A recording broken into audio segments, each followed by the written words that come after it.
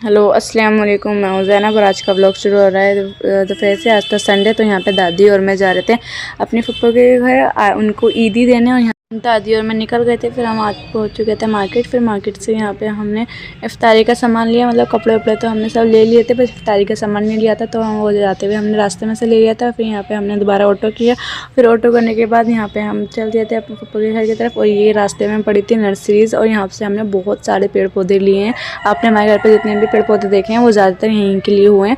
और फिर हम पहुंच चुके थे अपने फुप्पो के एरिया में, और यहाँ पे ये होली का दहन के लिए यहाँ पे तैयारी चल रही थी। बीच चौक में ये लगाया हुआ था सामान। और उसके बाद हम जब अपनी फुप्पो की गली में आए तो यहाँ पे पानी भरा हुआ था। और गाइस मैं देख कर रुकी, मैं हील्स पहनी हुई थी कि मैं गिर ना जाऊँ, और मैं सोच रही थी, लेकिन फिर मैंने ट्राई किया तो मैंने पार कर ही लिया था।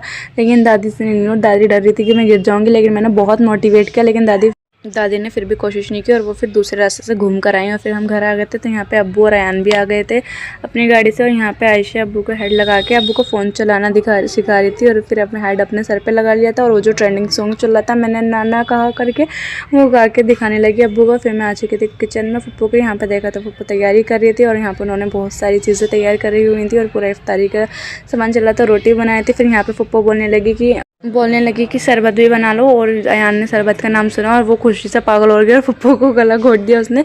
और मतलब अम्मी घर में शरबत बनाने नहीं देते कि अभी ठंडा मौसम हो रहा है, गला ख़राब हो जाएगा। और वहाँ पे इतने शरबत सुना ना कि शरबत बनना, तो वो पागल हो गया भाई।